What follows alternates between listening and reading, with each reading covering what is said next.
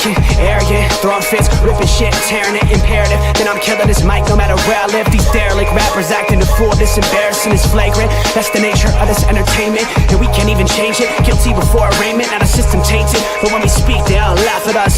And y'all wonder why I'm lacking trust. Try to fight a giant with attorneys that can back them up. That's church versus science, both sides start acting up. I'm late on my assignment, hopping up a mile high, climbing, obviously never silent. New alignment, I'm defined, cannot describe it. Used to describe it as a young graffiti artist. Before the beard, I always got carded.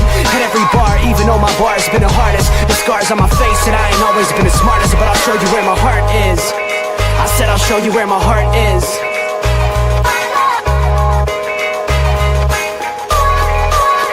I can show you where my heart's at. See it on my sleeve, even if the beat stops my soul. Ladies and gentlemen, Tuesday has arrived. Welcome to a little sports nonsense and whiskey with the fellas. Pinky, Robert, cheers, my good men. Cheers, sir. Cheers. Cheers. Woo-hoo-hoo. I really hate this so much. Hate what? What do you hate? So I found my workaround because I got my Invisalign. I can do gin and tonics. That's it. Oh, okay. So that's it.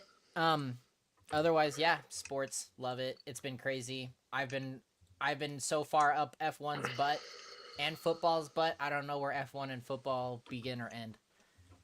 Okay. It's so bad. Okay. It's so bad. All right. I can appreciate that. Caleb, I consumed another. We have another F1 fan that has just gone into the deep end, full throttle, no looking back, is already prepared to drop an excessive amount of money for the Audi collection when it releases. And he also bought all of the Lego Speed F1 cars that I've been building so he can catch up. And yeah, it's been quite funny. Nice. So, you know. Nice. Cute how you're both wearing Hawks gear tonight. Hell yeah. Ride that bandwagon, baby. I am the definition of the Homer meme. Okay. Walked out with my Broncos stuff. Walked behind the hedges. Came back out with Seahawks gear. I'm supporting the Spartan here. Okay. All right. So, That's what I got, look, especially since he called out Tom Brady. I love it. It's so great. look, it's super easy to root for a team that we went and saw play a game. They demolished the Cardinals. We just had a good time in their city, their fans. It was just an amazing time. We are football fans. It's true. And I love the interaction we got from a lot of our videos from this last week. And like I had, even on my post after the Broncos lost, Seahawks won, I posted I'm all Seattle for the Super Bowl, and somebody was like, "Oh, I can't even do that." That's cool. That's you. I'm a football fan. I've played enough fantasy football. I've done enough gambling because I've got an addiction, and I've been to every draft for the last 5 years. I've been to multiple different stadiums and rooted for the home team. I am a football fan. I do want to plug into that real fast. Not only are you a football fan, this was also the year, and I think probably a first outside of our own team, that you picked the team that's actually going to the Super Bowl. That's just by blind luck because we don't normally like. I understand, but he didn't. But he didn't. He didn't. All I'm saying is let's clarify here. This man did not pick the Seahawks to win. No, I'm not saying that. Oh, okay. I'm not saying that. I'm just saying we went as a Seahawks fan and had our experience. So to be able to not only have done that as our experience this year, but and then get to see that same team go to the Super Bowl, it's kind of it's a first for Pinky for doing this. I got to do my first trip with Pinky doing this. It's exciting. I've got a person to root for on the team. Pinky came to the dark side and he's on the Sammy train. So like dark side. There's all of the elements that make it a perfect support. And if you can't get to it, I'm sorry. I'm sorry. Let's talk about Sam Darnold. Let's start the show off talking about Sam Darnold. Sammy boy. Caleb put together a really well done article earlier today that he posted on our social Facebook. If anybody wants to check it out, I recommend you do. His 100%. journey is really, really amazing to think. I can only think of one other guy in the past that took, 7, 8, 9 years to get going and did anything. And that's Rich Gannon. If you think about Rich Gannon's kind of career progression, and then he ends up on the Raiders, and he by that point he was a veteran. He kind of knew the system. He had Jerry Rice. Won an MVP with the Raiders, didn't he? He did. So he came out of kind of nowhere on that journey, and that's kind of where Sam Darnold has come. And you've been on the Sam Darnold bandwagon from the very beginning. And I was not on a bandwagon whatsoever. I was driving the bus. You were holding the flag, driving the bus, whatever you want to call it. You were a Sam Darnold believer, and I got to credit you with that you were totally on board. And I got on board with last season when he was with the Vikings, so that's when the Vikings was a good story. I just had to see it again, and the guy can play some good football when protected. I still think he's in that, we've kind of talked about the elite quarterbacks, and I think we talked about that group after that if they're protected well, they can win you a lot of football games. And I think Sam Darnold's right there in that grouping of, if you protect him, he can win you a lot of football games, and that proved true. He's in the Super Bowl. People don't like to hear this, but that next group, that puts Sam Darnold in the top 10, roughly. Depending on what order you want to start putting that next group in. That's he's already in elite company with Peyton and Brady. So with having won the 14 games with two different 14 teams. games with two different franchises. So I'm sorry, but this dude's already needing to be given his flowers because he's done some pretty cool things. That's also a team accomplishment as well. Sure, but the quarterback is the leader of the team, and most of the time, and a lot of the footage, he's doing some pretty damn good things. Not to mention that one-handed catch by JSN was a no-look pass, by the way. I mean, he's got a top 5 wide receiver at his disposal. That does not hurt. But I mean, it also makes him look good too, right? Right. So So, Caleb, what would you tell the casual fan about Sam Darnold's journey that makes this so special? What is it that he needed to be successful?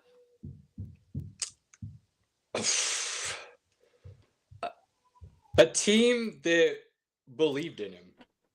And that sounds so cliche, but you look back on the situations that he was in. If the Jets truly believed in him, they would have put weapons around him. They would have helped their quarterback, which they haven't done for anybody. So it's not a surprise they didn't do it for Darnold. That would mean the Jets have to believe they're better than a high school football team. Carolina, I mean, that's Matt Rule. I don't have a lot of faith in his talent evaluation right now, and that's coming as a Nebraska fan. So he let Sam walk. Now, was that him or, the GM, the franchise? Carolina is a mess. I'm going to put Carolina it on the coach because you get to choose who goes on the field. I mean, Carolina did have Sam and Baker and let them both walk. So, I didn't do either one of them any favors. I don't know how much is on Rule and how much is on, front office and ownership, but they all have to take some blame for it.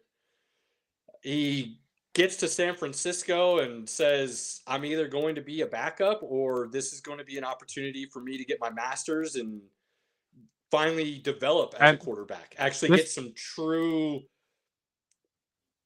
guidance and education in the NFL. And they made a big deal about him being the first quarterback from the 2018 draft class to make the Super Bowl. He went to the Super Bowl in 2023. Yeah, I mean, he didn't get to play. Yeah, so but he was on that team. He just I think the biggest thing is he never stopped believing in himself. You see a lot of dudes who get beaten by the NFL machine and the square peg round hole, and I'm still standing. yeah, it just the fact that he oh. was able to continue to push forward is a pretty big deal, and I think it says a lot about who he is and his ability to lead a team. So he's in a position now where he can go out and make everybody that did not stick with him look foolish. And the Minnesota one's really, really odd. And the way that all went down, you've just got to wonder who made the final call, because him there this year, is this Minnesota instead of Seattle? Like that's what Minnesota has to be thinking. So they let. I mean, if I'm being honest about who I feel made the biggest mistake out of all the teams that let him walk, it's Minnesota. Because they had the opportunity to keep him after a year he showed where he's capable, and they decided it wasn't enough to move forward with him long term. I understand where Minnesota was coming from, just because of they had just drafted this guy in the top 10. They believe in him. They didn't have to draft him, though. They didn't have to. Darnold was already signed. But he wasn't a known commodity at that point. So I don't fault the Vikings for drafting JJ McCarthy, but then once you have Sam Darnold have a fantastic season, make you 14-3. What is that? Is somebody jumping around? What's going on? Okay. Just let it go. All right. I just wanted to make sure. Like I was going crazy. Like it's not my house. What's going on? No. So I understand why the Vikings made that decision, but it's turned out to be a pretty poor decision. I mean, it's also, you have one of those things where like you get results and a good scheme, but you're putting all of your chips in one corner for whatever reason. And then now you get this situation over here in Seattle, almost not only duplicating, but performing better, I would say. And now you're sitting here, and the Vikings are pretty much just like, well, now what do we do? Because they're still having to rely on McCarthy getting healthy and not having any more injury time. They're legitimately a quarterback away. Is where the Vikings are. Like the Vikings played pretty good football throughout the year, except for at the quarterback position. I still think McCarthy showed enough flashes to where it can work out long term. It's possible, but short term, you're going to be regretting the decision, no doubt. We haven't seen him play a full 16 yet, or 17. Like until he does, that's going to be a concern. And there were multiple games. Like he made Justin Jefferson look bad, and even Nick Mullins made Jefferson look good. Like JJ made him look bad. I'm not sure JJ is going to work out long term. Could be wrong, but sentiments. Yeah, it's just there were multiple times I was like, I don't understand how you can't get the ball to one of the best wide receivers in the game, and he couldn't on a consistent basis. So back to Sam Darnold though, and the Seahawks. That was a really good game against the Rams. That was a really good game. Best game. Good games. Thankfully, it was the best game of the weekend. Yeah. Overall. Thanks to the. Never mind. I don't want to talk about it yet. So, what are your Caleb? I was curious watching that game. What do you think Matt Stafford's going to do? He'll be back. You think so?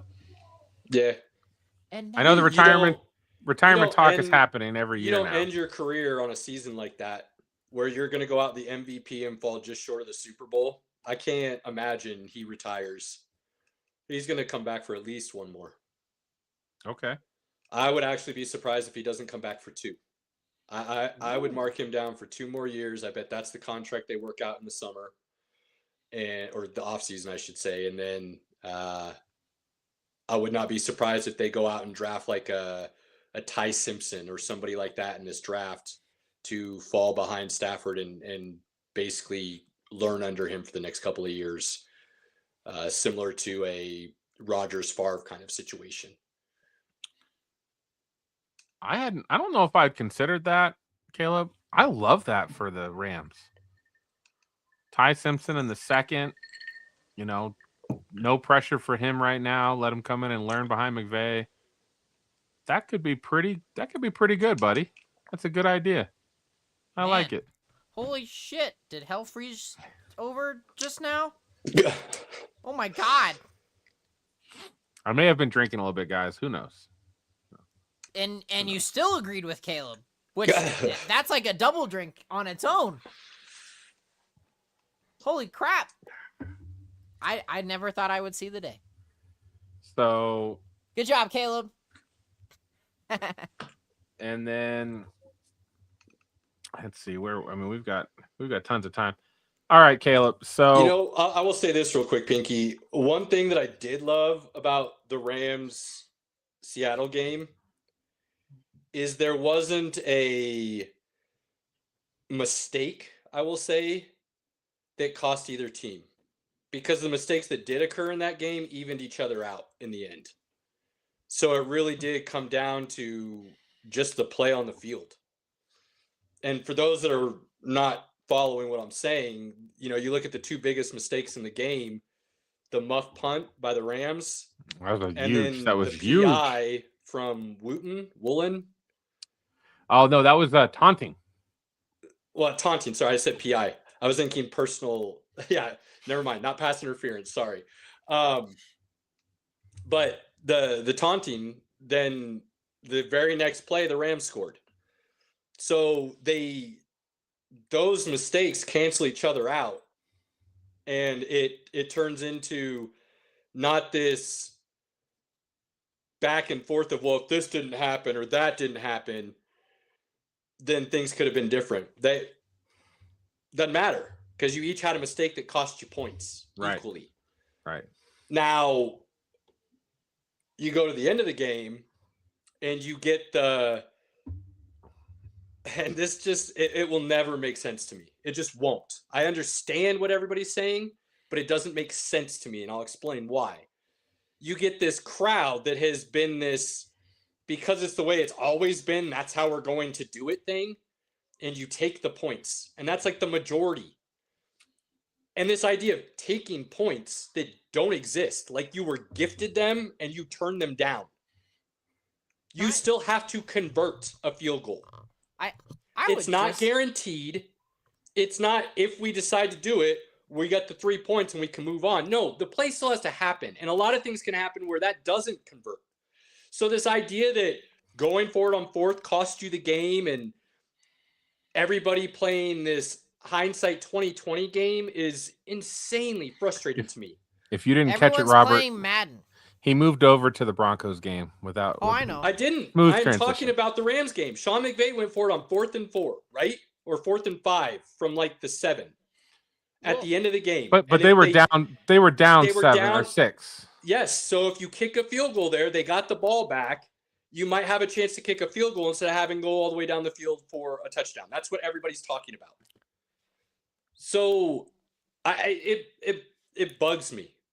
And I'm also not a conservative person in the sense that you take the points and you live to play another down. Like, I hate that mindset.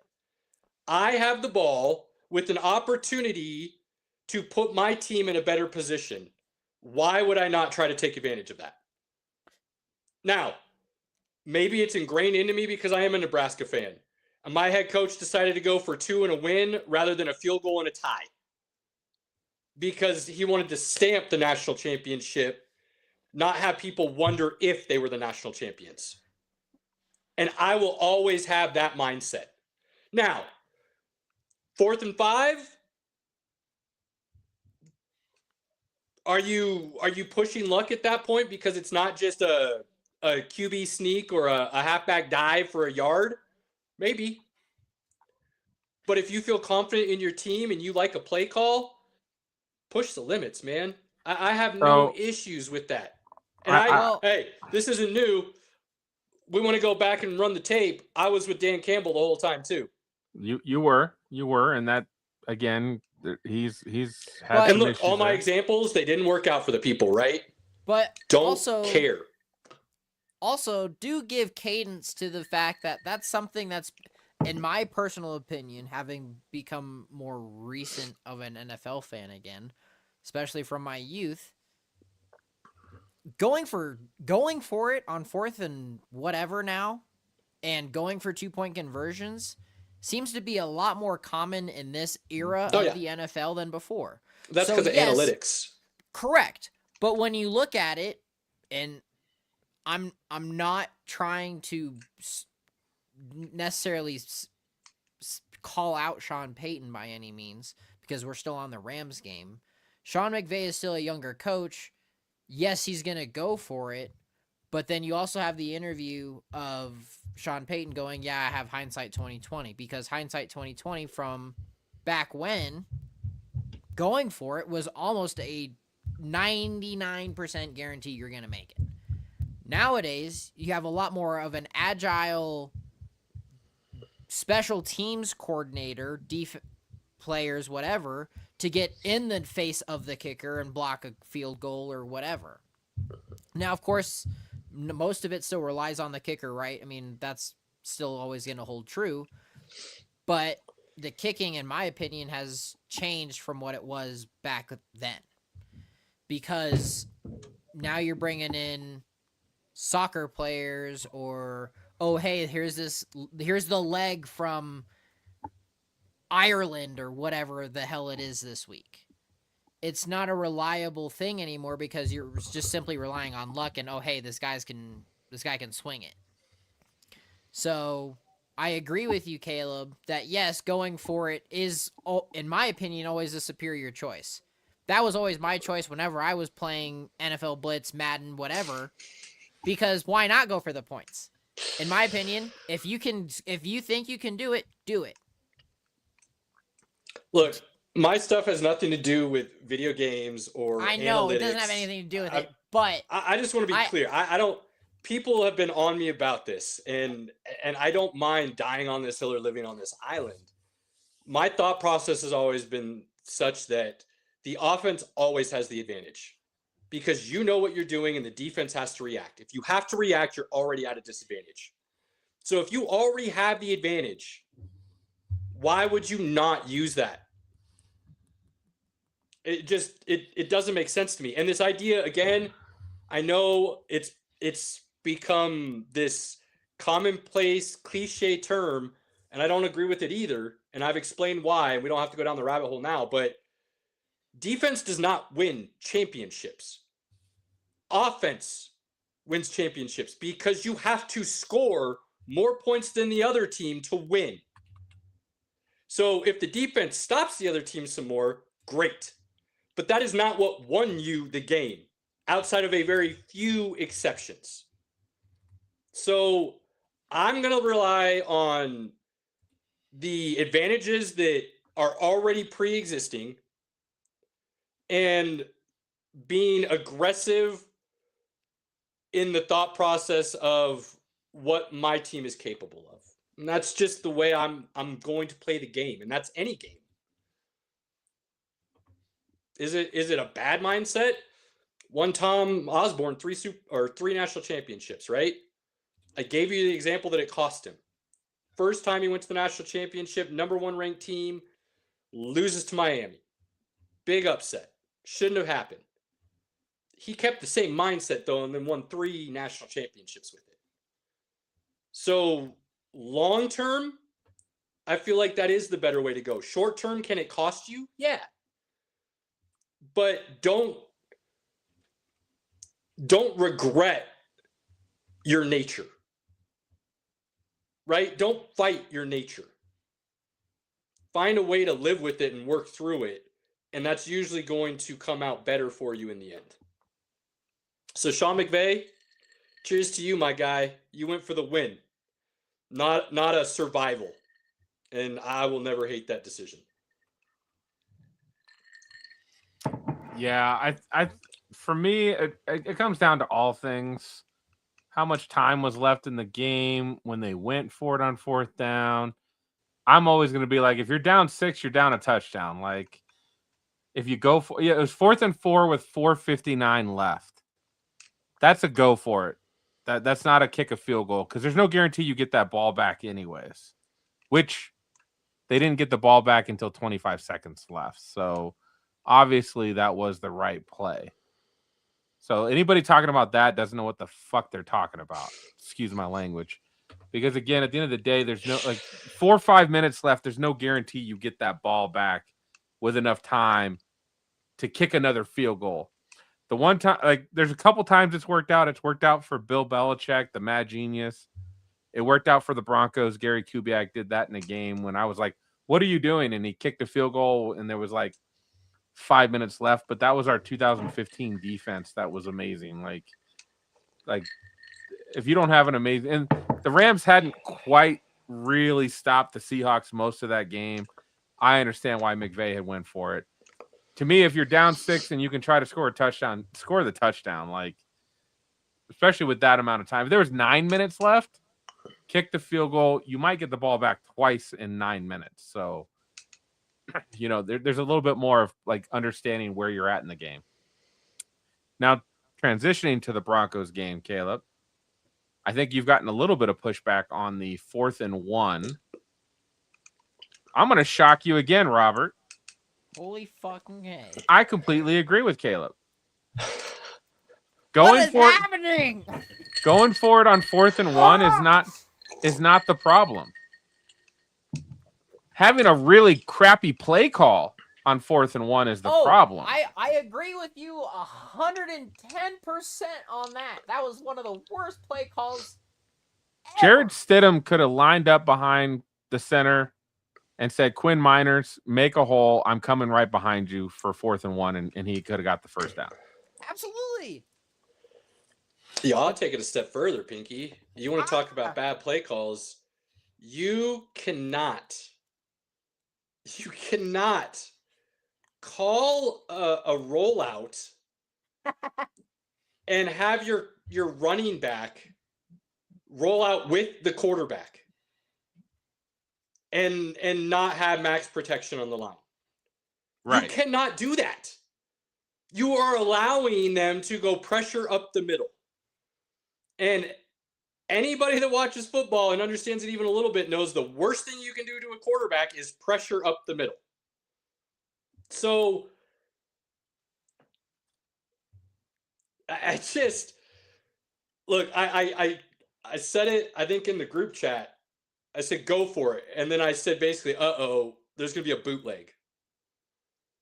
What are we? You need 1 yard. Have receipts, ladies and gentlemen. You need 1 yard. You do a QB sneak. You do a halfback handoff. Push. You do a fullback dive. Caleb, when does a bootleg work?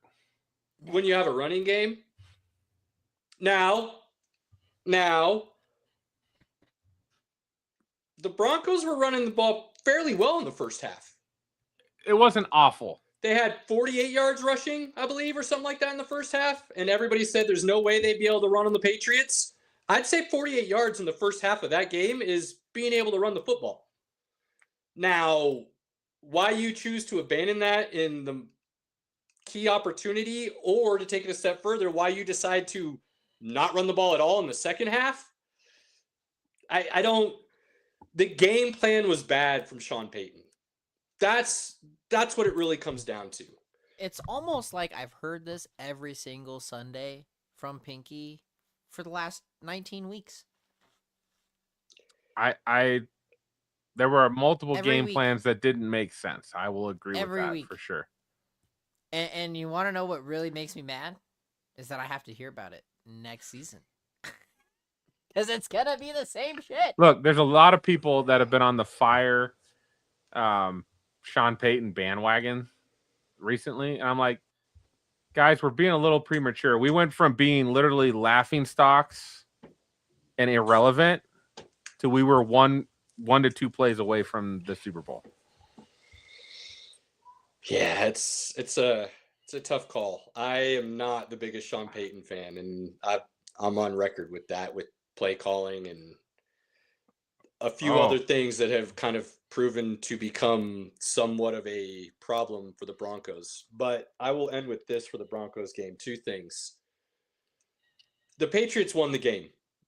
And whether you want to buy that or not, I don't really care.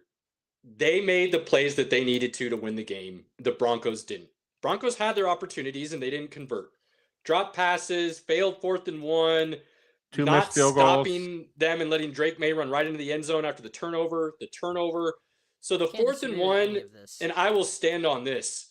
The 4th and 1 failed conversion was not the turning point of the game. You had them backed up inside their 20, inside their 15, whatever it was, and you let them drive down the length of the field to the point where then they had to punt from like the 40 or the 35 or something stupid. So they had a chance to then stop them and get the ball back, and they didn't in that situation. The turning point of the game is the turnover. If that turnover doesn't happen and you punt it back to the Patriots, you're still up 7-0 and they have to drive down the field. So this idea that cost the Broncos the game, that was the turning point, that Sean Payton was the reason with that call that the Broncos aren't going to the Super Bowl is foolishness. Let's just call it what it is. Heresy. Whether you like the call or not, whether they kick the field goal and go up 10-0, what's the score at the end of the game then? 10-10, because you still have to say everything else happened the way it happened. So that you're trusting what you saw from the Broncos in the second half, that they're going to be able to move the ball and score on the Patriots in overtime? Or are you going to say the Patriots were the ones that were probably going to be able to move the ball and score? Like, let's be honest with the situation.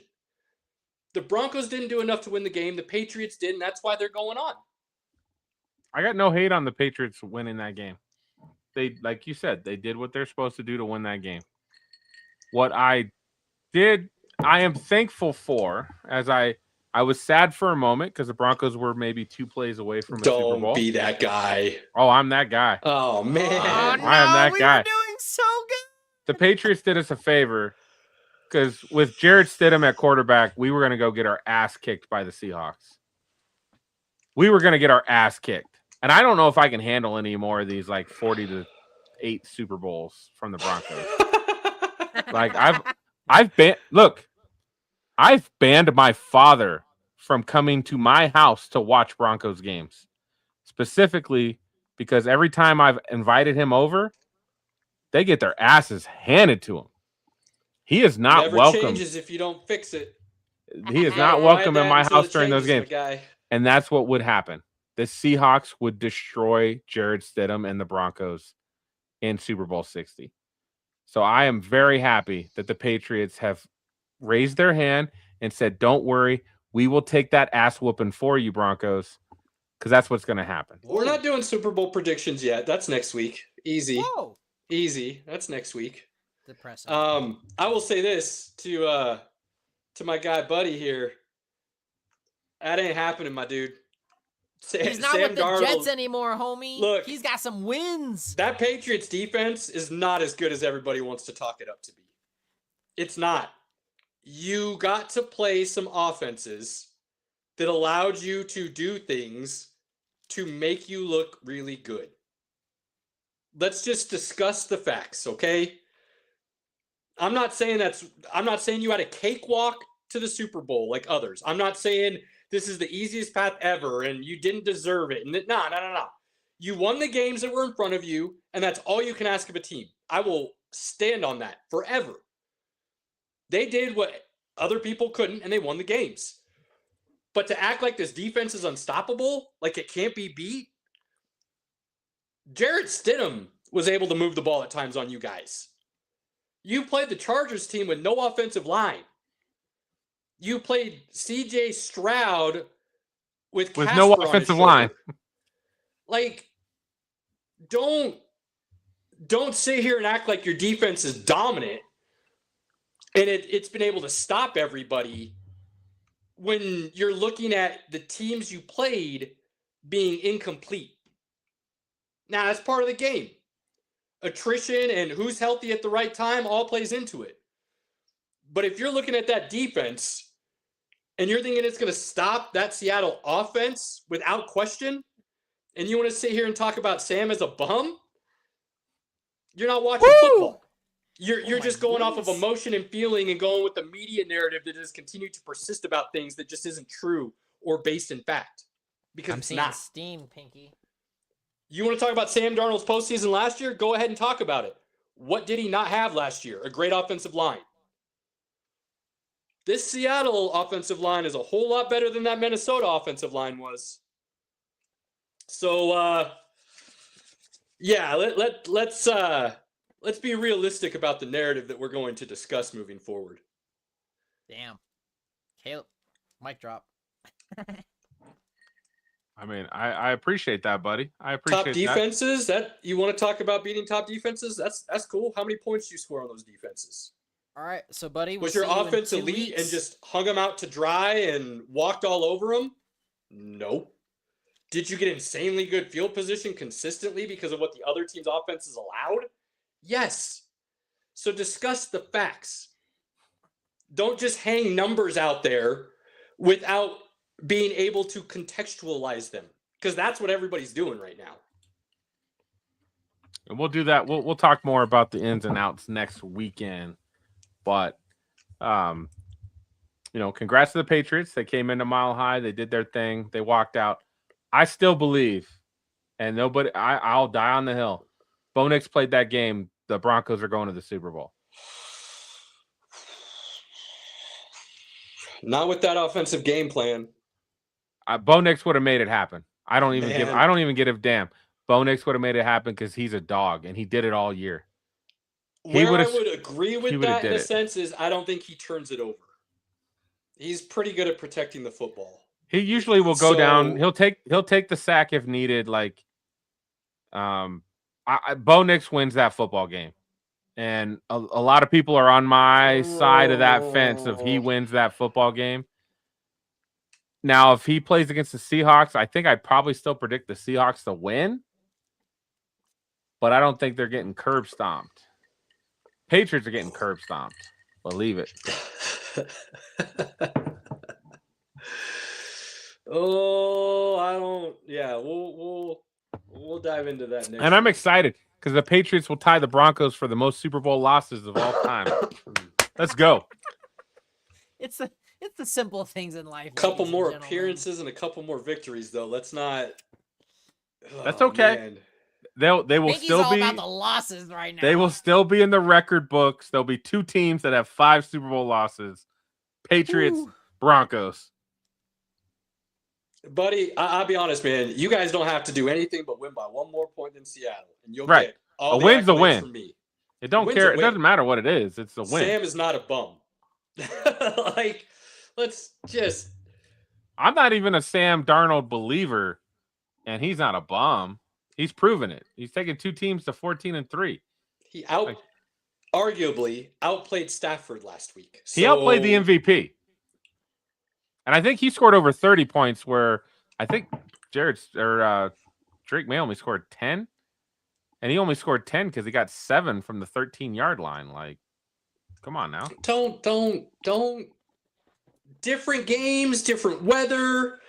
May's going up against a much better defense than what's like. I don't want to do that. When Drake May scored his points, the weather was fine. Okay, just saying. Look, Drake May and Matt Stafford's common opponents this year.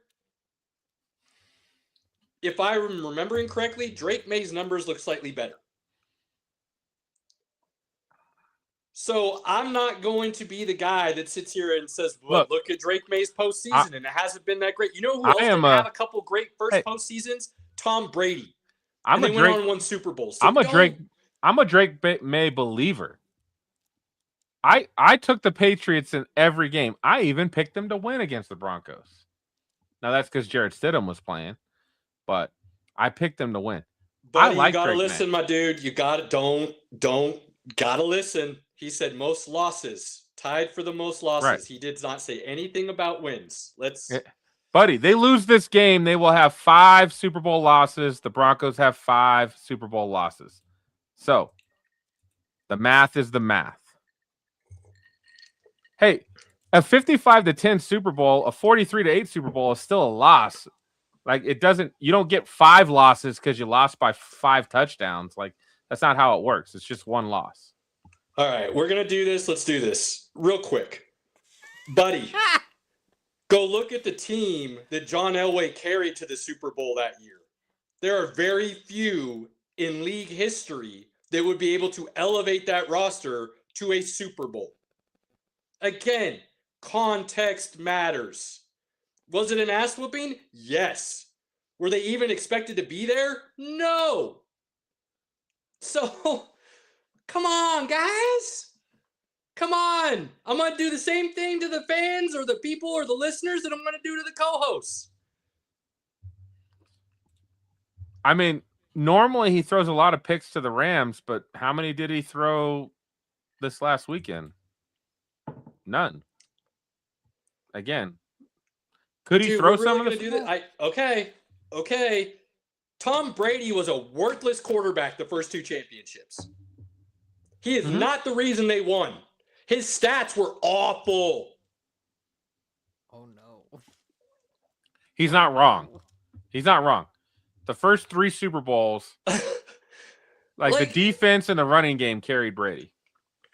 So don't stop. Sam has proven he's not a bum. It's not a narrative to be running with anymore. But again, he's joined the elite company of Tom Brady. It's a team sport. It's a team sport, and that's why people are able to say Sam's a bum. It's because he played on some really terrible teams with some really bad organizations that did him no good. And now he's playing for an actual good franchise, and you're seeing the talent shine.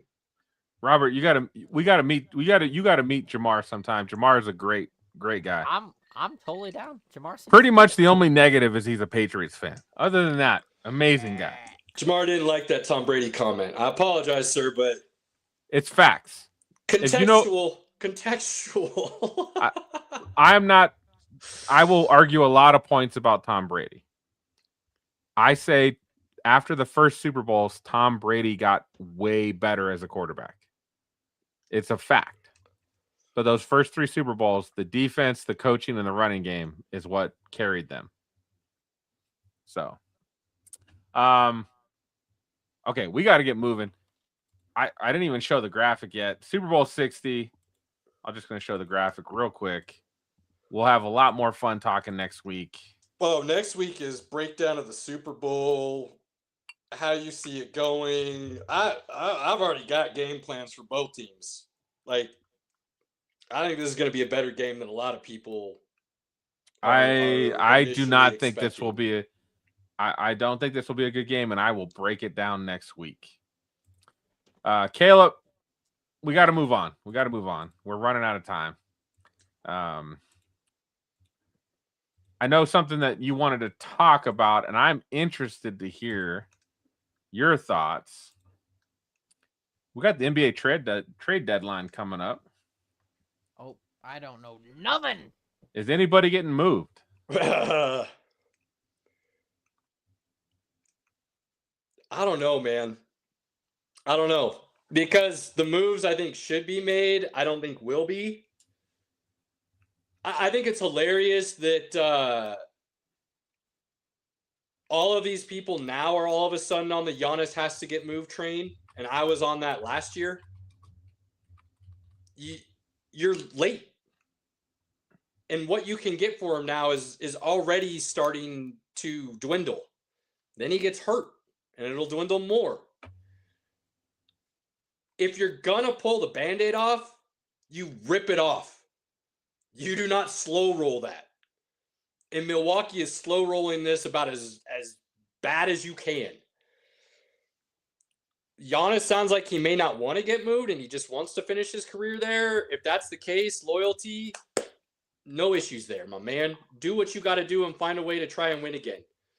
I actually heard Brian Windhorst talking this morning about how they could potentially reload around Giannis, and it would have to wait until after June, I think it was.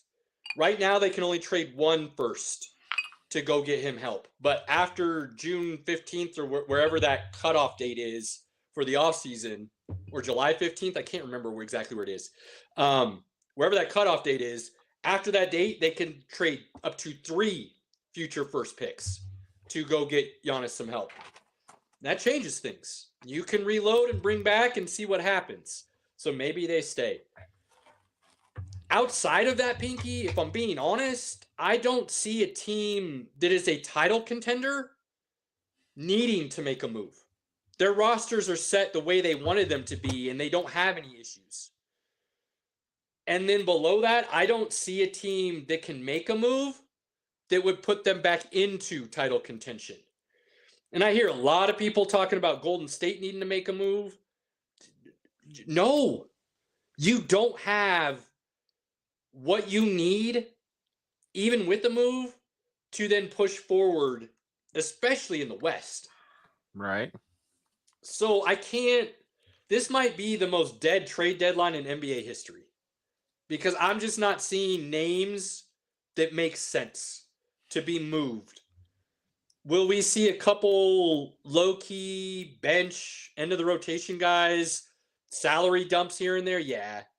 But I don't think we're really going to see names that move the needle in any way. I just think so many of the trades that have happened in the last few years, none of them have worked out for the most part. That it like, as a GM, like, do you really want to give up your future for a slim possibility that you make the playoffs? Like, it's just not the new worth tax it. apron doesn't help anything either. Right. Right? Because if you're going to go do one of the big deals and try to get a superstar to pair with somebody, how bad do you want to dip into that apron and pay those luxury taxes? And teams have pretty much said they're unwilling to do that going forward because it's just not good business. It doesn't help you long term. If you're trying to just win one now and then go into the hole for 10, then you can make things happen. But it doesn't seem to be willingly happening for anyone. In fact, you see teams trying to cut salary to get under the tax so that they don't have to pay the repeat offender. And the Nuggets are in a good spot where they're going to have to pay the repeat offender this year. Unless they make a move to dump, I think they've got to dump like $400K in salary to go under the threshold and not get repeater tax offender. You got to find a partner then to take on salary. And not just that, you have to do it in a way where you're dumping said player that doesn't have any impact on your roster. So now you're dumping somebody that's not going to play on the other team either. So what gives them incentive to take that on? It's a new landscape in the NBA that I think we're seeing now. Obviously, the tax came in a couple years ago, but I think you're seeing it finally take hold this year. And the trade deadline is what becomes of that.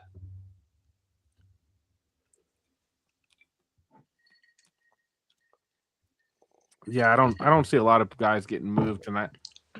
I just don't see a lot of teams wanting to give up anything to get those guys right now. Because it's not worked out for anybody. It's been a lot of not very smart moves. There's that. They don't work out for a reason. Now, there was one move that worked out pretty well for somebody, and it's mind-boggling still that it ever happened, but that's the Luka trade. I mean, they set themselves up for future success in one fell swoop, and they got it on a discount. So, outside of that, I can't honestly tell you an in-season trade that has worked out for someone. And I think that had more to do with getting a top player to LA as LeBron's almost out of LA to keep viewership high in LA more than anything. Because that trade really makes no sense, like at all. It doesn't. Well, for Dallas, it doesn't. It breaks the 2K algorithm. Right. That all of the stats are pulled from. It doesn't compute for a computer. How the hell is it going to make sense in real life? If LA would have added a couple more things to that ledger, then I could agree with that. But like literally Anthony Davis and a first round pick, which then the first round pick turns into a fucking the first pick overall, which they only had a 1% chance of winning, was ridiculous. But whatever. So basically, what you're saying, Caleb, is this NBA trade deadline is going to be pretty boring. I think so. Okay. But I think that's in the best way possible because, like I said before, the teams that are truly contenders already set their rosters ahead of time to be exactly what they needed. They're not going and hunting for something and trying to find that missing piece to put them over the edge. Fair. Which Fair. I would very much rather be in that position than the alternative. All right. So before we talk Fallout, boys, it's my favorite event of the year. Royal Rumble this weekend. When he says favorite event, listening audience, he's talking wrestling favorite event. Wrestling. Not of all wrestling events. of all I mean, time. I Just love wanna the clarify, make sure we're all on the same page. I do love the Super Bowl. I do. When it comes to wrestling, Royal Rumble is my favorite event because you just never know what's going to happen. You never know. And this is going to be a fun time, guys. I'm excited. Caleb, are you coming? Are you coming? What time is it at? Well, you're coming late. But Yeah. you'll get the men's Royal Rumble when you show up. So Yeah. it's 12 o'clock. Oh, stop. That's when it starts. Yeah. That's going to be a day. So I just want to throw a shout out, Royal Rumble. It's time. It's WrestleMania season. Flip it Let's over. go. Let's do it right. Sorry, There we go. Sorry, guys. Sorry. I already said I have been drinking. So. All right, boys. Belt that fits. You want to zoom in on that mini belt a little bit? You want to... Bro, I'll friggin' take it down. I don't care. Dude, his mini belt is hilarious. That is a child's belt, and it fits around him. It's ridiculous. Oh, man. Hey, side note, while we're on sizes and weights and stuff, I will not be able to get over the fact that Sean O'Malley is 5'11" and can get down to make weight at 135. That's me. That's a Robert. You are not 5'11" though. Yeah, you're nowhere close to 5'11". No, I'm I not. am But 5'11". I weigh And 135. on my skinniest, unhealthy, I'm sitting at like 150. I'm a 135 on a good day. I don't know how he physically is able to drop down to 135 to make weight Hold on. and still maintain muscle mass and everything else needed to be an MMA fighter. It is No. mind-blowing. Cutting weight in general has always boggled my mind. The only person that I will give credit, I mean, Sean O'Malley, sure, great weight cut, but Patty's weight cut is absolutely insane.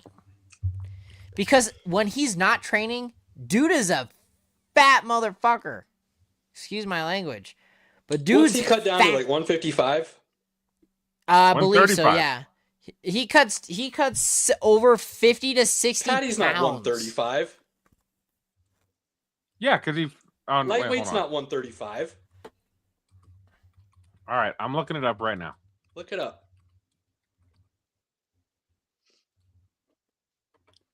150. 155. It's 155. 155, yeah.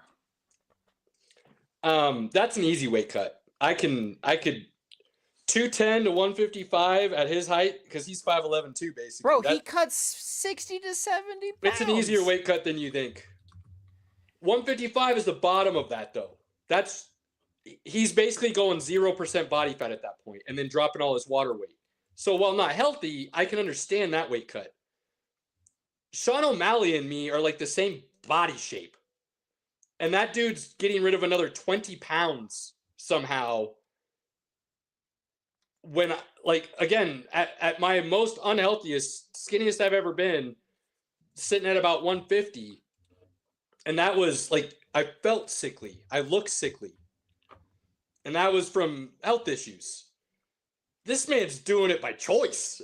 Like, weight cut is so mind-blowing to me. It will never make sense to me. I had a buddy who was a a hardcore wrestler growing up, and I would watch him cut weight, and it just watching the torture you put your own body through is just brutal. It just why would you not want to fight at your most healthy weight? So when I don't get that. I will never get that. This weekend I was watching the fights with a couple of friends, and oddly enough, I mean, I never really talk about it, but I used to wrestle, and I explained weight cutting, and they were like, how do you know so much about this? I'm like, I did it. It's not fun. No. Sitting in the back of a bus in sweats with rubber bands around your ankles and your wrists, chewing on 6 sticks of bubble gum, spitting in a cup is a terrible time. Not to mention, if you're still off weight, running around a track in full sweat gear and then sitting in a sauna for another 20 minutes to shed more weight is even worse. Awful. Yeah, I don't understand, like, weight classes and stuff. They make no sense because you cut your weight and then you can turn around. Like, Perea is a perfect example. Dude drops down to 185 and then he's fighting at 250 the next day. Like, that shouldn't be allowed. When I finish my weigh-in, Golden Corral, get me the nearest buffet, IHOP, I don't care. Time to eat and consume.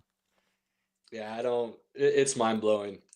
As far as the fights go, I've been a big believer in Patty. Pinky, you know this. I will maintain if he doesn't get 2 eye pokes and a non-call low blow, he wins that fight. I don't care that he didn't try to take him down. He outstruck Gaethje, and he took all the blows Gaethje could give him and was still standing toe-to-toe with him. But Gaethje put him on the ground like 3 times. I would say 2 of them were more slips than Gaethje actually putting him on the ground. But either way, you don't poke his both eyes. It wasn't one eye twice. It was the same eye. It was 2 full-on eye pokes to both eyes.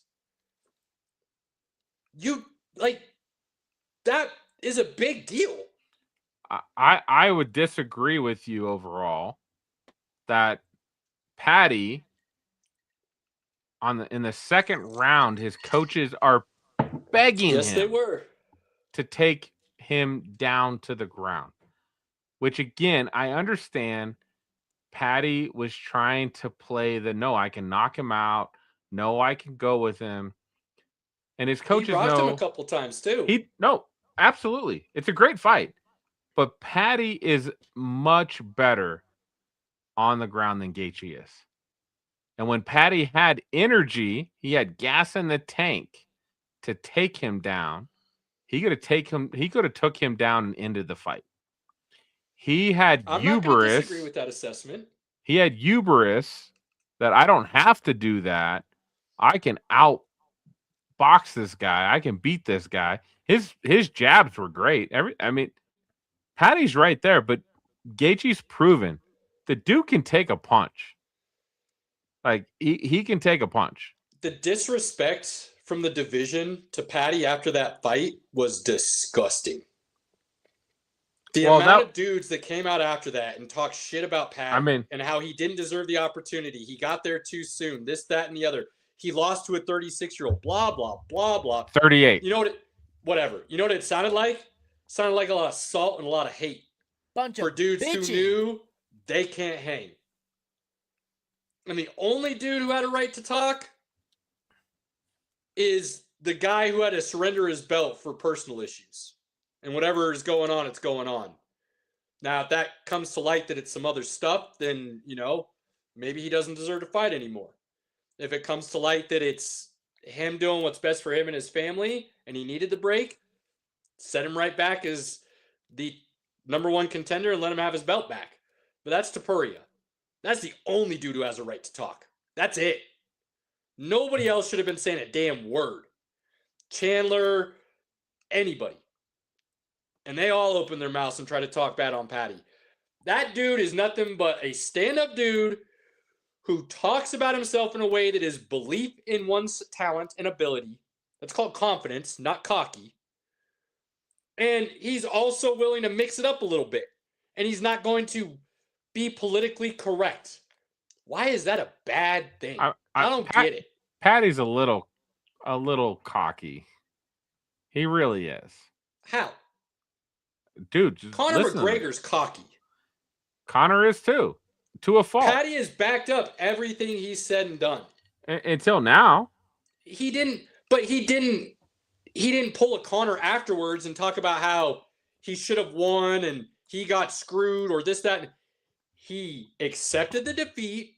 He congratulated his opponent for winning, and he moved on. That's not cocky. That is a confident man. And I think people confuse the two far too often. Patty's pretty confident, but give him credit. He knew he got his ass beat. I will also say Patty's a real one because that dude now, multiple times after fights, has stood up and used that platform to tell people if you need somebody to talk to, go talk to somebody. Specifically men. He's done it multiple times now. Patty is a real one. That's a dude I could go hang out with and get a beer. Because he's mentioned he's had 2 friends kill themselves. Multiple. But that messes with you. He uses the platform in ways that it should be used. That's how I feel about it. Now, O'Malley, you won. You won, but if I'm going to talk about the way in which you won, I'm going to say you're no longer it. You're not that dude anymore. And that bums me out to say because I was a big Sugar fan. I still am. But I was a big Sugar fan in the sense that I love the bravado and I love backing it up. And a lot of people said he was cocky. I would say that was confident as well because after those losses, that man has been willing to take the humble pie and discuss how he's not where he needs to be and he needs to try to get back to that. This fight did not tell me he's back. This fight tells me his window has closed. I hope I'm wrong, but if you're going to ask me for my analysis, I'm going to tell you Sugar Sean O'Malley as a dominant force is no longer there, unfortunately, because watching him strike people down was epic. Yeah, I don't think people are afraid of him at this point, and that's an issue for him. I think he was really getting ahead with people being afraid of him. It helps, man. Right, you go into a fight and you're worried about the other dude putting your lights out. That sits in your head whether you want it to or not. Right. All right. So I know we had to talk about that a little bit. That was fun. Fight of the year already, though? Oh, that's the fight of the year right now for sure. It's going to be hard for people to top that. Right. That was a battle, back and forth, both guys. Again, at the end of the day, like I didn't feel like there was a controversy. Gaethje was the winner of that fight. I'd agree with that. But would you say this gives Patty the right to be considered one of the top in the divisions and get another shot at the belt eventually? I mean, yeah.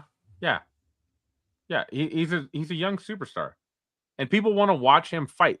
At the end of the day, let's just be honest about the fight game. Some of it has to do with, are you entertaining? Are people wanting to pay to see you fight? And yes, people want to see Patty fight.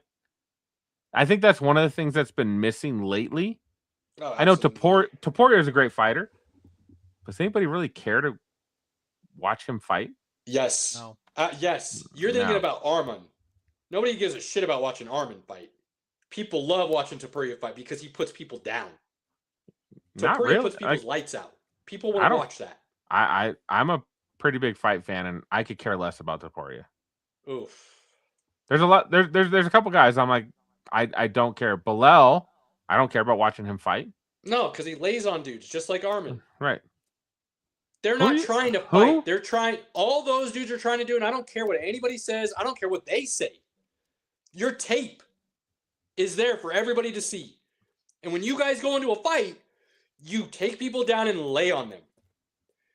You try to control the position on the ground without trying to do any damage.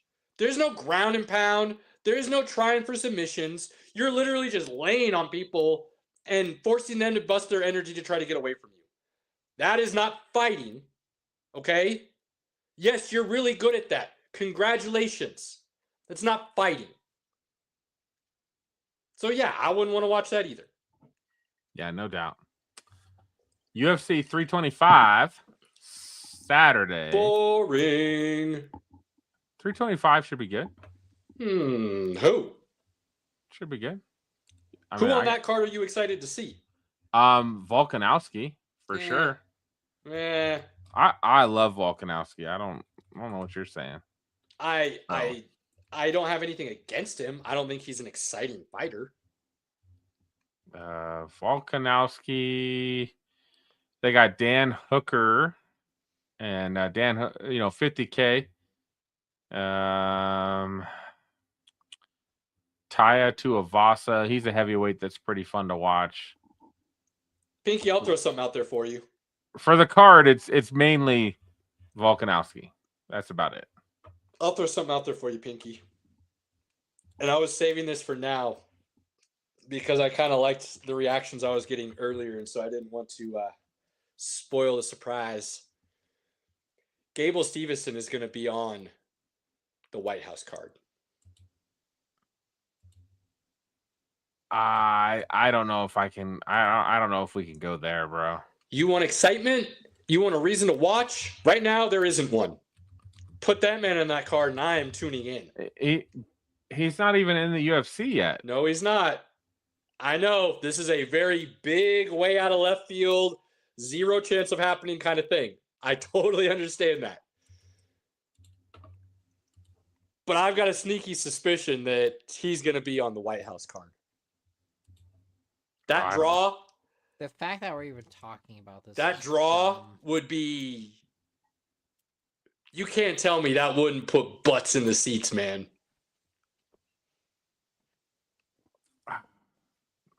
I mean, he's like the early prelims. Like he's not going to get onto the like. There's the early main prelims. Card. Card. He's not making the. He's not even in the UFC right now. We're talking about a fight in like. I know. July. I know all of these things, and I'm throwing it out there right now. It makes no sense. But you are talking about a supreme wrestler, arguably the best wrestler in the world,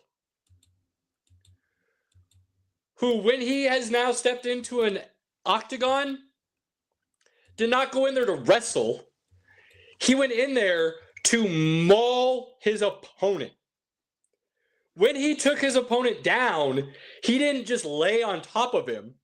He stood over him and threw haymakers to the dude's head.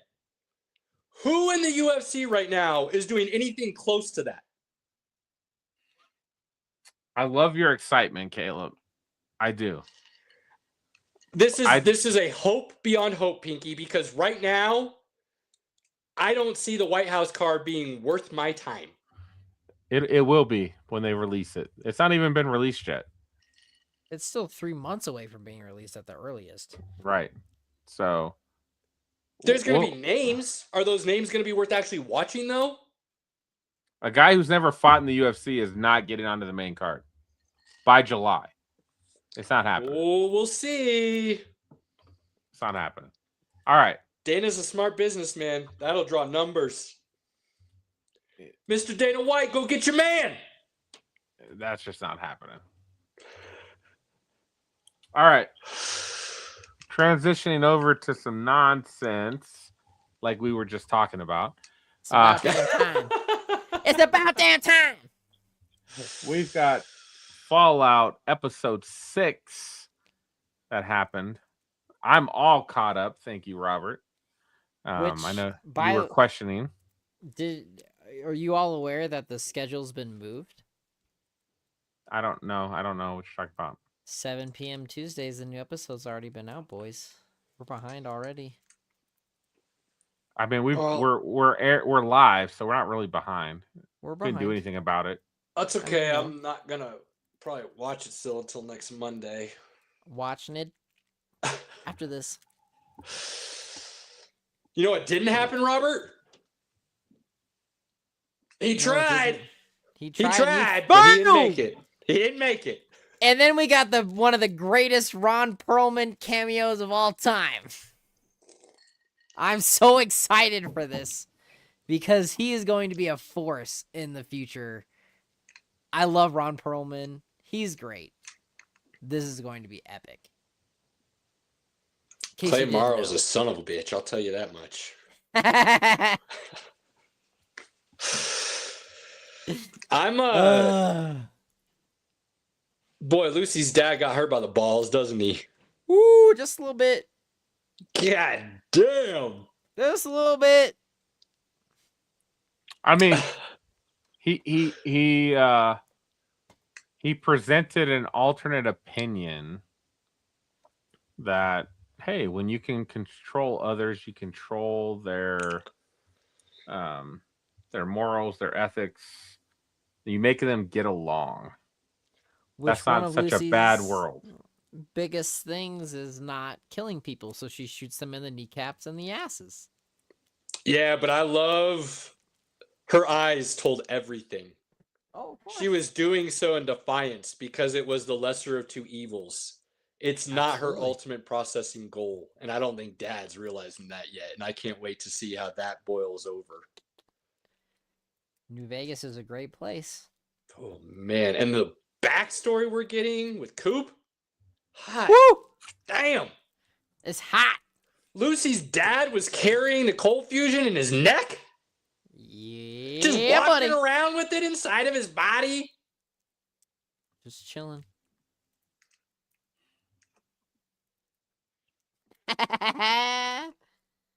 So good.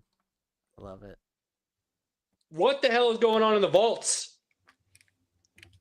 What Each is the vault has a- experiment? How is this going to hit the fans so hard? Like,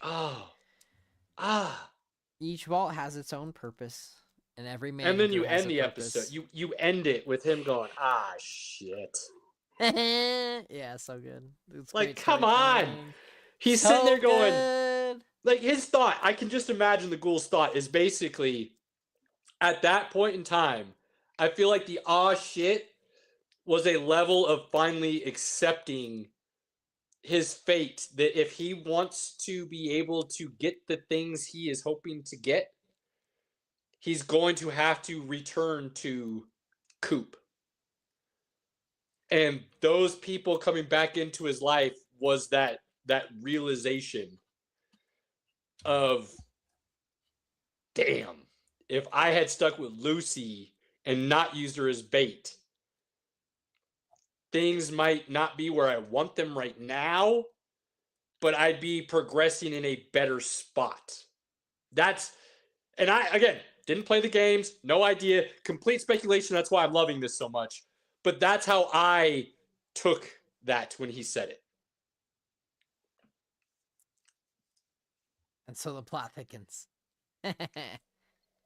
There is so much, and I love that Amazon is tapping into, hey, we want people to watch us earlier, we're gonna move the hours up and all of these things because of the interest, which gives me a lot of hope for TV going forward, because not only was that talked about, it was also discussed, which Caleb, I know you're watching, and we'll get to that after this topic,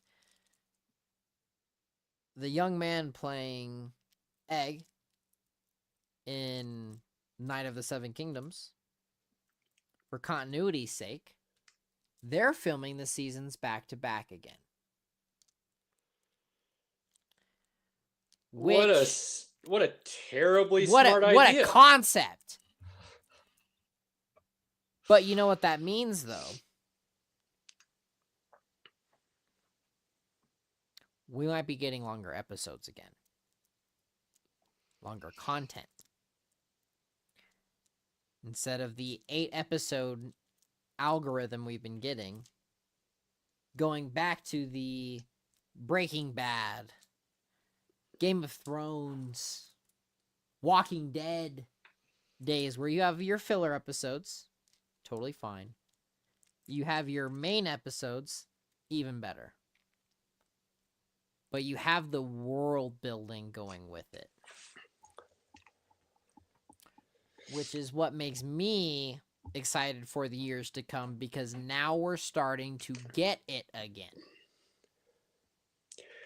Look, I love that.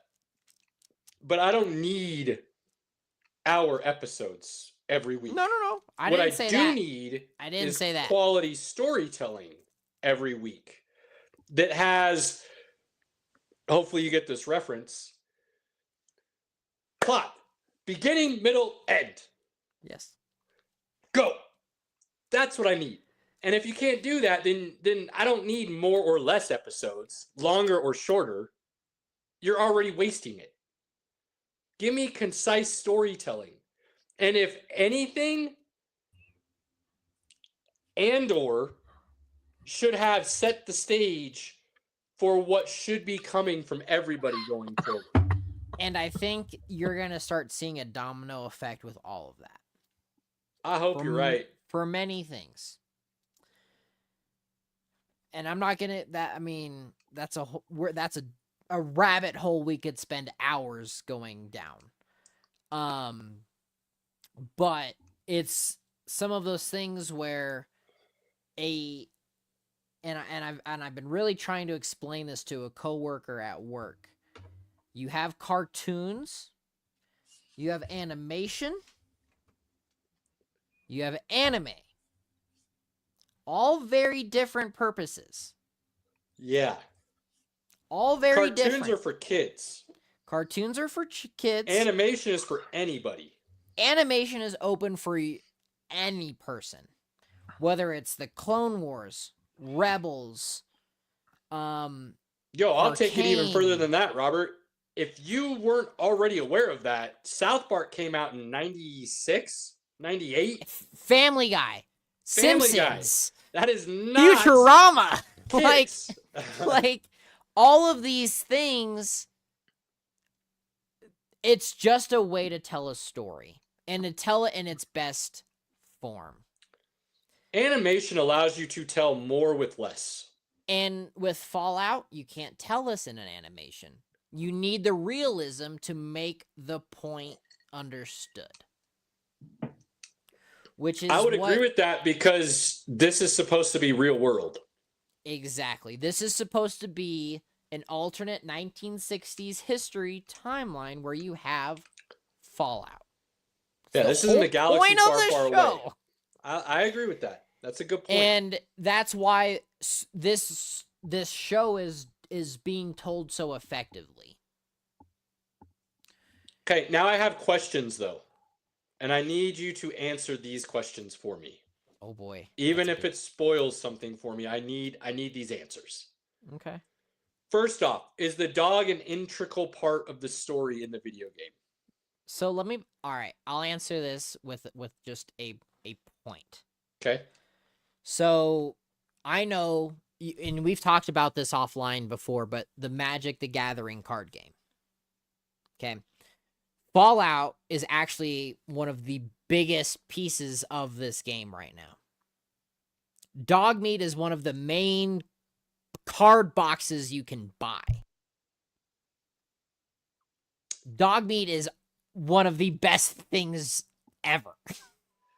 And the reason I asked that is because he's the reason the ghoul and the guys get back together, right? Like, they find each other because Dog's like, I gotta go get my guy some help. And I'm gonna go get good people to help him.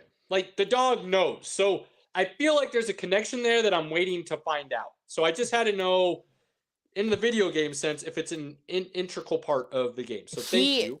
Yeah, so he is one of those, like, a recurring theme, if you will. Could we say that for now?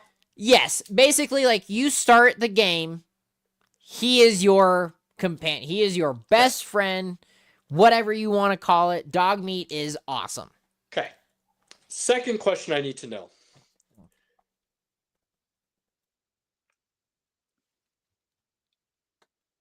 I'm having a real hard time trying to figure out how to ask this, so I'm just going to say my thoughts, and if they kind of run, just bear with me, because I haven't been able to put this into good words. And I've been trying all day.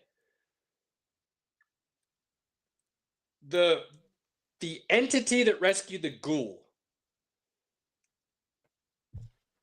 is a mutant, an abomination that we have not seen within the world up until this point. And in the Because series, we've seen a lot of different abominations and things of that nature. This is like a completely new thing that's been like hiding out in the dark and waiting for their time to strike. Did I take that correctly? There's like a population of this that's been hiding out. Yes. Okay, you don't have to say anymore.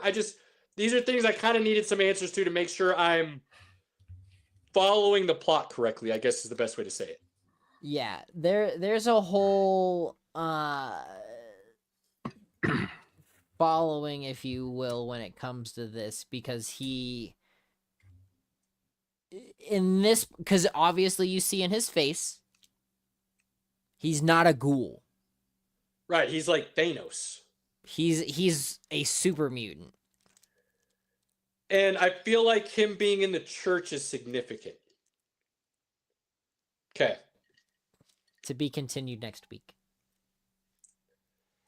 So I'm tracking pretty good for never playing the games. Well, and that's what makes this series so enjoyable. Is they're not trying to, well, this is what I think. No. This is the source material. This is the land. This is what you have. And they're giving you the exacts of that stuff and then filling in the story themselves, basically, kind of thing, to right? A point. It's not where, like, you have a Game of Thrones situation, if you will. It's like, oh, we ran out of source material. Now we're just going to tell our own bullshit. It's not like that. Okay. Which is what, again, is making this such a great adaptation, because it's its own story, but it connects to what us nerds, gamers enjoy, because this is what we have invested hours into. I mean, this is what freaking and I'm blanking on his name for his real name, but the Matthew Chandler, who played Chandler Bing. He put countless hours into Fallout to the point where they made a character for him. Like it is the amount. Matthew Perry. That's a. Or Matthew Perry, excuse me. Yeah, so that's one of the big. He's in the game because he was such a big fan. They put him in one of the games. That's awesome. Yeah, that's they're awesome. Again. They're Ron Perlman. This is like his fourth character in Fallout. It's ridiculous. There's so much to not just this game on its own, but there's so much history into it. Basically what I'm hearing from you is, going forward, this is going to be the gold standard of adaptation, and everybody's going to hope that they can find a team of writers and creatives that can pay homage to the source material as well as what Fallout crew is doing right now. Yes and no. Oh. Video game adaptations themselves have been doing much better as of late. Super Mario's Brothers movie, the Galaxy movie we're getting. You have to understand, Caleb, it's not the 80s Mario Brothers and all of those things. No, I'll leave that one alone for now. But the Mario Brothers, the Last of Us to some degree, I have my own pickings with it. Fallout, and I personally enjoyed the Assassin's Creed movie. Now we're getting a new series from Netflix here pretty soon, and I'm excited to see what we do with that. But lately, there have been multiple video game projects that have done exactly what we need. And going forward, we talked about this privately. The God of War series on Amazon is getting ready to kick off. And that is a renowned gaming series. I mean, making grown men absolutely ugly cry to the utmost extent. This is a series that now getting a live action adaptation is a huge step going forward. And I'm sorry folks, you're going to hear it here first if you haven't heard it already. Video games will be the future movie making. There are so many different IPs and titles. It's already begun. Halo, Dungeons and Dragons, Fallout, Assassin's Creed, Super Mario Brothers, Max Payne, Sonic, which Sonic is one of the best video game adaptations, which I would put above Fallout. You are only going to see more and more and more video game adaptations. Elden Ring, which I know probably the two of you haven't heard of, maybe Pinky. Oh, I know Skyrim. I've heard of it. No, Skyrim is not Elden Ring. That's very different. Isn't it in the series? Nope. I know it's not the same game. Nope. Very, very different. Complete, total polar opposites. Elden Ring is being adapted into a movie. Supposedly, Skyrim may eventually be adapted into a movie. Aren't they both just open world? So Elden Ring has its own story that's told from front to beginning and how you play it. Skyrim itself is chapter 5 in a long telling of a story. Of a world, if you will. I didn't mean that. Okay, I apologize. Let me clarify there. I didn't mean that they were in the same, like, they're part of each other. I meant they're in the same genre of, they're just open world. No. That's too much to discuss for the time we have left, but no. Are they not open world games? Skyrim is. Skyrim's a completely open world game. Yes, Skyrim is an open world game. But you have your own decision making to make in that game and what makes the world. In Elden Ring, you have a set world, you have a set amount of things to do, and that's the world. Your choices don't necessarily impact unless it's so a Elden Ring boss is more decision. like old school, like I beat this level, I go to the next level, and I progress through the game. To a point, yes. Okay. To a point, yes. Look, but we're getting we're way I thought they were within that open world realm together. They're very different games. I'd be down for some Red Dead Redemption. I've heard that's pretty sweet. That's also a consideration. There's a lot of things that can be done from a video game perspective in filmmaking. And it will become more and more apparent in the coming years. Period. I don't think books ever go away, but I do like the idea of leaning into alternative source material to find creative entities.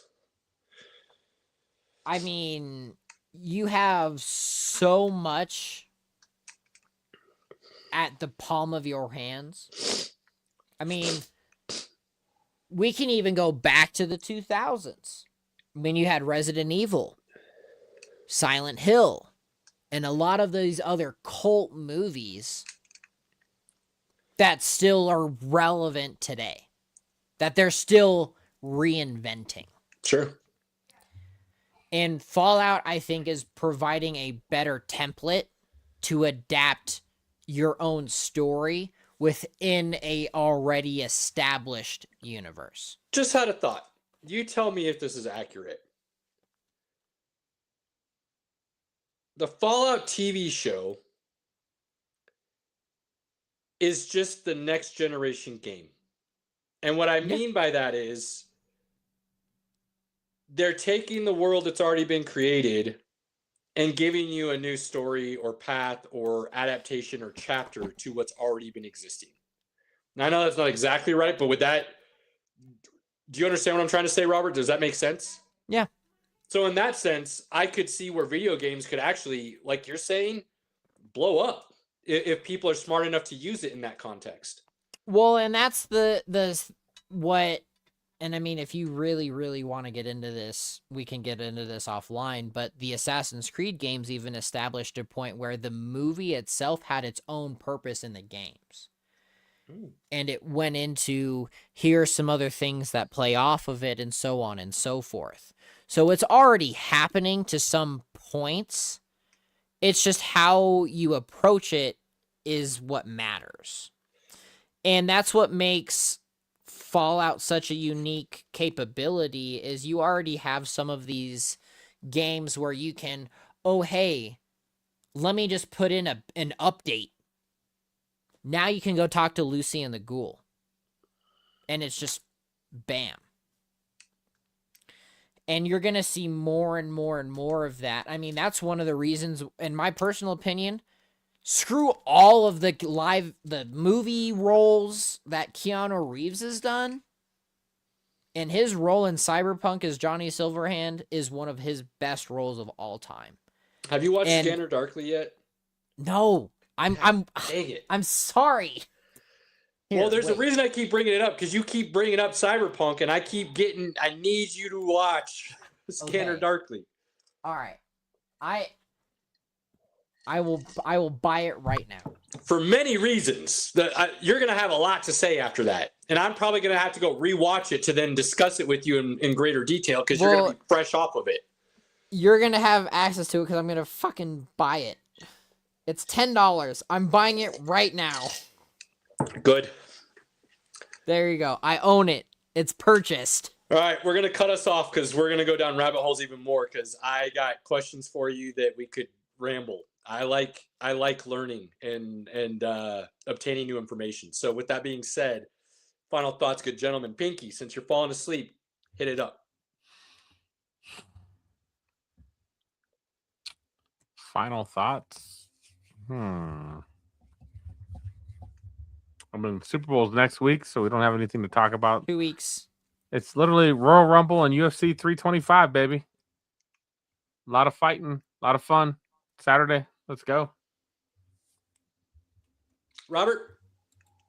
I'm excited to watch the new Sam Raimi movie. I'm really hoping that that's good with Rachel McAdams and Dylan O'Brien. Very different actors in my personal opinion, but interested to see what they pull out. And sports, there's no off season anymore. We're just going to roll right into the next one. And it's getting intense, especially with Cadillac posting all of the things that they are. It's getting spicy, really spicy, and I'm here for it. If you don't have a healthy Nuggets squad as your front runner for NBA championship, let's talk. Because I'd love to know what your eyes are seeing that mine aren't. Healthy Nuggets squad is the front runner for the NBA championship. And if you want to argue about it, let's just throw this little tidbit out there, and then we can go from there. He said healthy. They took an OKC team to 7 games last year, and they were depleted. The team they have now is even better than that team was last year. So if it's a healthy Nugget squad against the field, Nugget squad all day. And yeah, I'm a homer. But I think I've proven enough that I can be fairly objective. So go ahead and shout me out and let me know how I'm wrong. On that note, you got time to spend with your family, loved ones, friends, inner circle, whoever that may be. Cherish those moments and do not take them for granted. We don't. Like, follow, share, subscribe, push us out to everybody you know. Get on the bandwagon. Support us with more than just the watch, because the button clicking, as much as I hate to ask for it, helps a ton. With that being said, we appreciate all of you, and we can't thank you enough. Let's go Hawks! Until next week.